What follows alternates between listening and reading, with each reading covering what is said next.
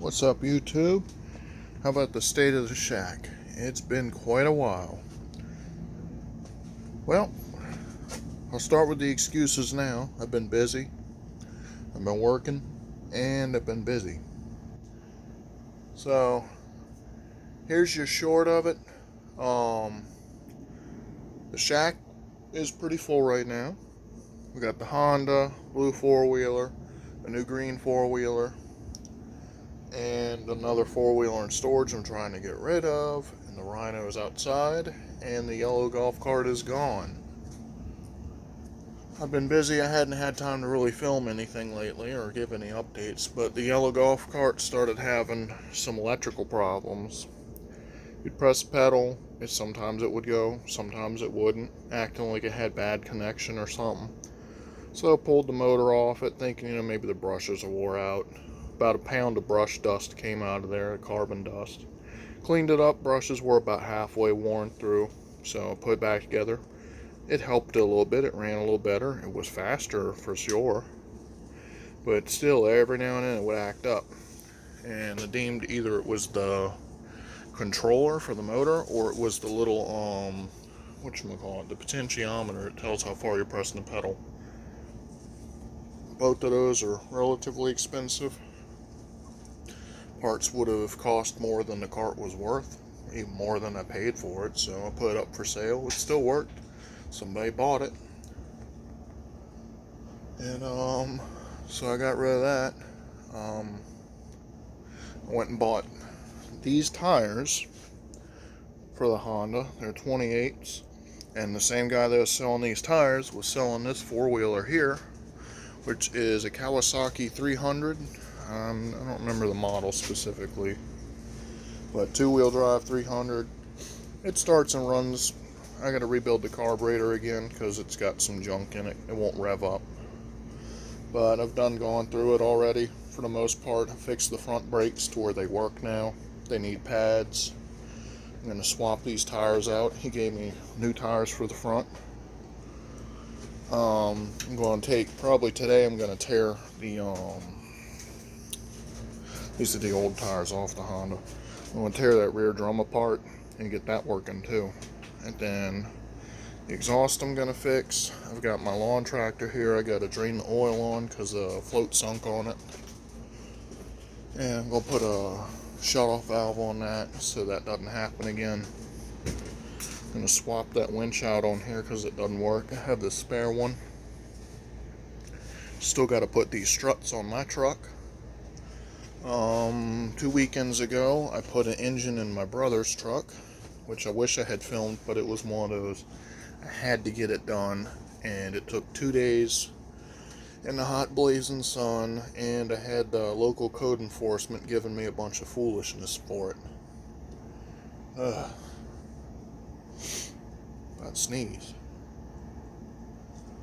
So, basically here in Kenner, you're not allowed to work on your vehicle, like at all. As he quoted, you are allowed to change a flat tire or check your oil. He said that is all you can do, which is some, big pile. I'm going to need some boots to walk through. But, yeah, that's about it. Let's see. What else we got going on? The Rhino I got a lift for. I'm probably going to film that if I do it today. I got a 2-inch lift for it. I put those big horns on there. We went to the Zona ATV park, and it worked good. The only problem is it kept getting stuck. Like, not stuck to like where it couldn't get, grip or, wallowed out. It would lose, like the tires wouldn't touch the ground anymore. As soon as you could get a tire to touch the ground, it moved. It didn't care. But I would get high centered too easily. Because they had a lot of trails. They weren't particularly muddy or like really rutted. It was just enough rut to where you needed like that extra inch. Because like the bottom of the sway bars were hit, or not the sway bars, the A-arms were bottoming out, or the skid plate was bottoming out, and the wheels were just sitting there spinning idling. That kind of thing. Just ran out of ground clearance. Honda never got stuck once, though it did flip over. Thankfully, my brother didn't damage the handlebars when he did it. He went to back down an embankment kind of at an angle, and went to turn like this, and it just fell over on him. So, didn't tear anything up. That was before I put these on there. It still had the stocks on it, and it did okay.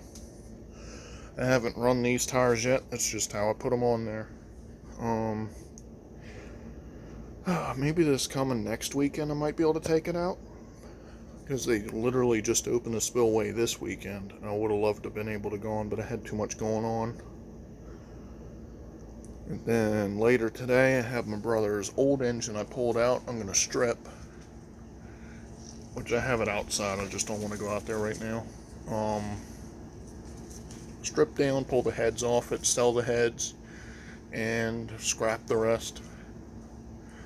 Because the engine I pulled off of there, it seemed okay. It came off a wreck truck, but the guy that installed that one didn't bother to look it over, and the boss where the starter mounts on is snapped off. So there's literally nowhere to bolt the starter on.